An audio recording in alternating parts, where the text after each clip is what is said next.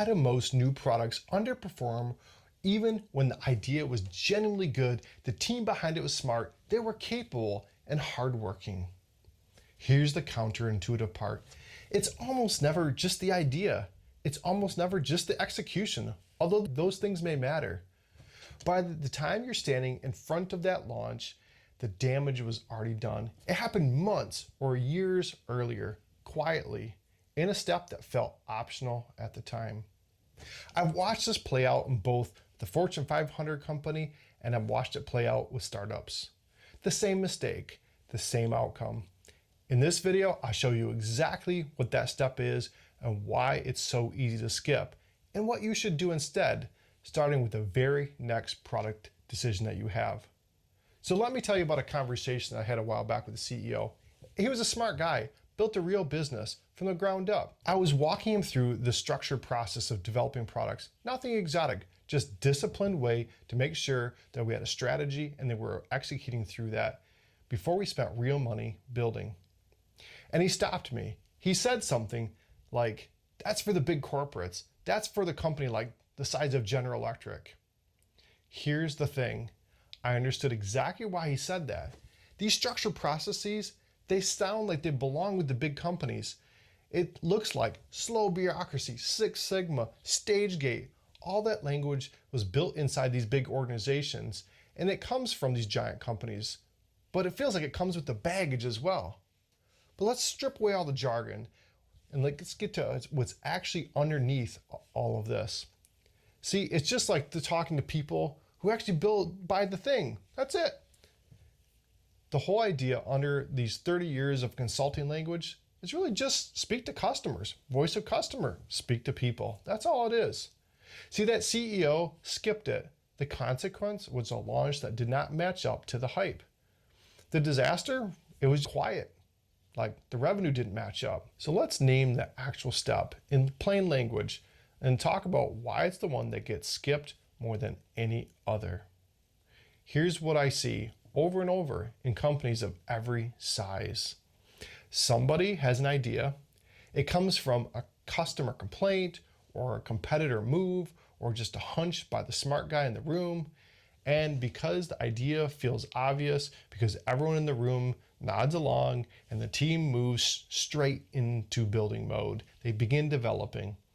Nobody goes and asks the people who actually spend the money to buy the product. And they never actually figure out what their customers' pain points are. Or worse yet, they assume that their customer will pay to resolve that pain. They also assume that their solution for the customer, that the customer will buy it. They miss the step of finding out what this customer really needs right now. Then they skip of validating, what does that customer value? Do they value this solution? Think about that for a second.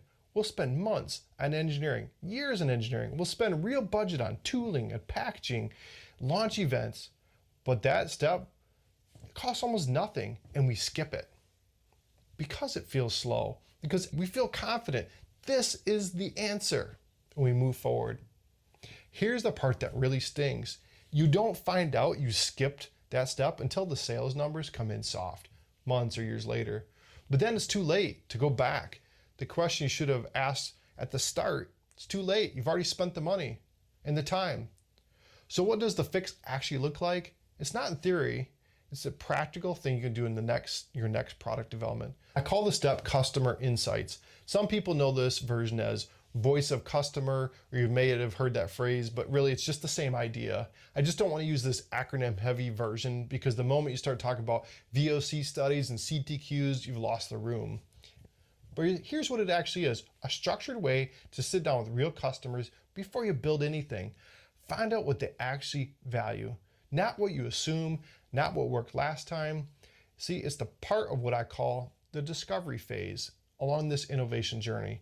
This is the very first step. When you have an idea, go discover. But then you're going to define the product requirements, and then you're going to develop the product, then you're going to deliver that product to the market. See, we're not talking about some vague thing here. There's some repeatable steps. There's 12 of them. And you can walk through to gain the insights you need to decide how do you move forward, should you move forward. They're very measurable things. The point isn't to make the product development slower, it's actually the opposite. just stopping you from spending months building the wrong thing.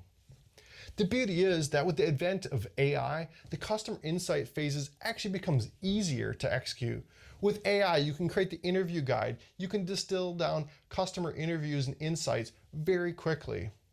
So here's what I want you to take away from all of this. The companies that get burned aren't the ones without the good instincts. They're the ones that assume that the structure process was only a big company thing, like for GE. And they skip that one step because they think their gut is right, and it costs them a lot of time, a lot of money, and wasted effort. So here's your action for today. Before your next product decision, even a small one, go and talk to 3 customers, not to your team, not your assumptions, 3 people who would actually buy the very thing. Ask them what they need and listen more than you talk. If this hit home, please subscribe. I'm breaking down this whole innovation journey steps in multiple videos, step by step. And next up, I'm going to unpack the voice of customer, or the customer insights. And this is where companies get it wrong. If you want more details about the video or this whole innovation journey, in fact, there's a link up here to the innovation journey. I break down a bit more detail of the whole process. And I'd like to hear from you.